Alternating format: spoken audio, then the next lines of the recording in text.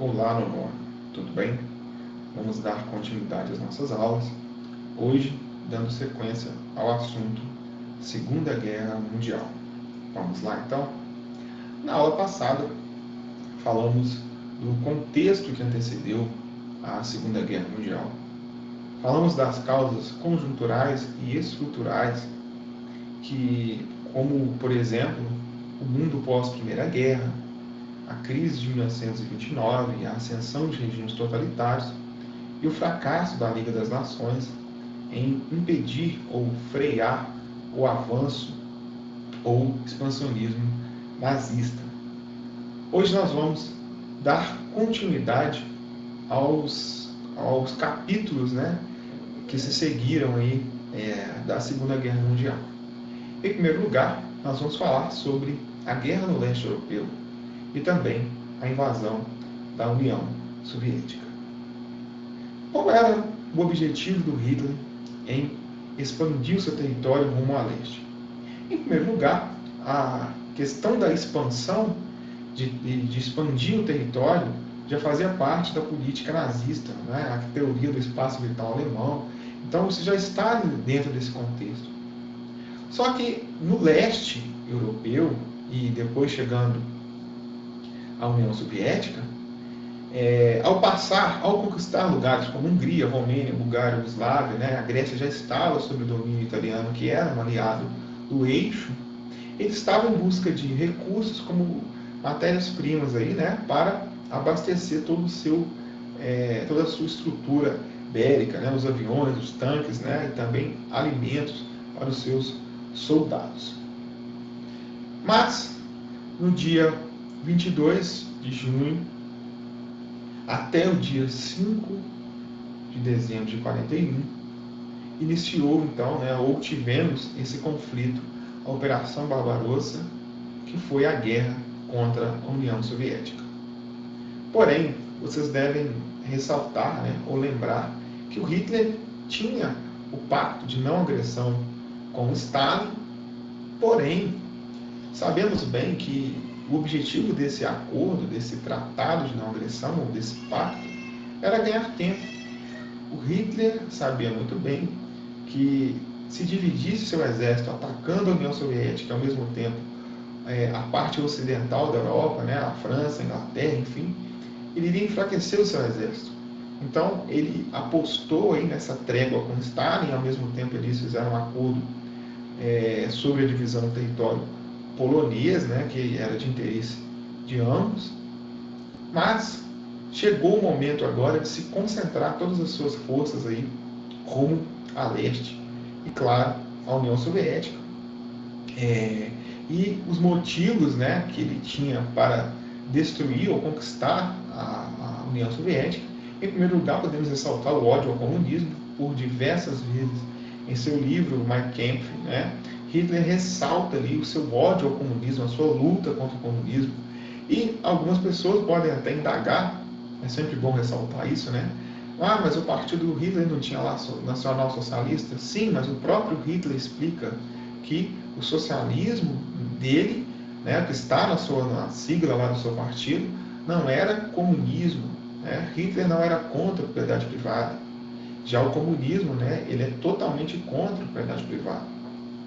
Mas não é só isso, tinham várias outras questões que envolviam a ideologia do Hitler, um defensor, sim, do capitalismo, versus aí a União Soviética, eram duas potências que estavam crescendo cada vez mais, e em algum momento eles iriam se esbarrar, eles iriam disputar territórios, então já era uma guerra já, sim, inevitável, ok? Só que ao mesmo tempo, além dessa questão do comunismo, essa diferença de pensamento, de ideologia, a União Soviética, esse território leste europeu, a União Soviética era um lugar de grande fonte de recursos como petróleo, minerais e também cereais. Ele precisava, como eu disse antes, abastecer toda a sua força bélica, toda a sua estrutura de guerra.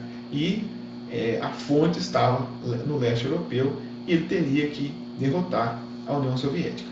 Nesta aula de hoje, nós não vamos tratar do desfecho dessa guerra, da Batalha de Stalingrado. Essa questão nós vamos tratar numa próxima aula, na próxima videoaula, o desfecho da guerra, a derrota de Hitler. Então, hoje o objetivo aqui é ressaltar, né, os motivos e também essa questão, né, do expansionismo do Hitler rumo ao leste, ok? A guerra no norte da África. Tivemos também confrontos, né, no território no norte da África. Se pensarmos bem aqui, né, as forças italianas estavam estacionadas na Líbia e eles partiram rumo ao Egito, né, um país que era de influência inglesa. Então aí já é uma afronta, né, já é um confronto direto aí, do eixo contra os países aliados, ok? Então tomar o território da Inglaterra seria sim uma estratégia, uma conquista nessa guerra, uma vitória, uma grande vitória. E ele buscava ao mesmo tempo o controle sobre o canal de Suez, que além de ser também um ponto estratégico, esse controle do Mediterrâneo, ele teria acesso ao Iraque, né? O Iraque é uma grande fonte de petróleo, e ele indo aí rumo ao Oriente poderia auxiliar também o Japão, né, nas conquistas aqui na Ásia, ok? Então foi uma estratégia audaciosa, né, de conquista. Porém, os italianos tiveram que contar aí com a African Corps, que eram as tropas alemãs que auxiliaram os italianos, né, a terem êxito nesta empreitada aí, né? Então veja, é só observar o mapa, vocês vão entender muito bem que essa é uma região estratégica, controle do Mediterrâneo, o canal de Suez.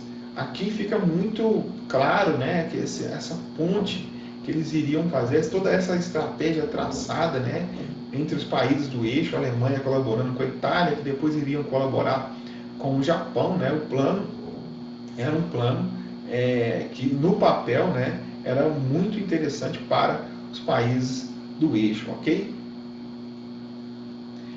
E a guerra no extremo oriente. O ataque japonês a Pearl Harbor, em dezembro de 1941, levou à morte de mais de 2.000 americanos, vários navios destruídos ou danificados. E por que, né, disso? Quais eram os objetivos japoneses em atacar a base de Pearl Harbor, a base americana no Havaí? Em primeiro lugar, nós podemos ressaltar as disputas pelo Pacífico, lembrando que o Japão, ao se industrializar após a era Meiji, ele adotou a política imperialista e ele necessitava de territórios para serem mercados consumidores e também fornecedores aí de matéria-prima. Só que essas ambições do Japão, né, que já havia derrotado anteriormente a China, já havia derrotado a Rússia, o Japão já tinha começado sua política expansionista e conquistado, né, tomado ali a região da Coreia, né, tornando-a independente para ser uma área de influência do Japão. Tudo isso começou a preocupar, a incomodar os Estados Unidos da América, que em resposta ele adotou um boicote, tá? Que foi uma política de congelamentos de créditos japoneses em bens estadunidenses, e isto levou à consequência, né, dessa tentativa de frear o avanço japonês aí, na parte econômica dos Estados Unidos. Foi a economia japonesa chegou a perder cerca de 3/4 dos seus investimentos e 88% de suas reservas de petróleo. Então não foi, gente, à toa, né? Os japoneses, vamos acordar os Estados Unidos para a guerra, vamos mexer com eles. Não, havia uma rivalidade, uma disputa econômica, uma relação econômica entre os Estados Unidos e o Japão sobre essa questão do Pacífico, ok? E este ataque, né, devido a esse ataque, os Estados Unidos da América, né, não viu outra saída, né, outra solução a não ser, né, declarar guerra, né, entrar de vez na guerra. E o desfecho de tudo isso, né, vocês vão pensar, tem que falar sobre as bombas atômicas, né, Hiroshima e Nagasaki, toda aquela questão, mas isso nós vamos tratar numa próxima aula, né, porque aí já é o fim da Segunda Guerra Mundial, tanto a questão da Batalha de Stalingrado, depois o ataque do Japão, o ataque dos Estados Unidos no Japão. Então, isso tudo aí, né, faz parte de um contexto, são fatores, né, já no final da Segunda Guerra, fato que nós vamos tratar na próxima aula.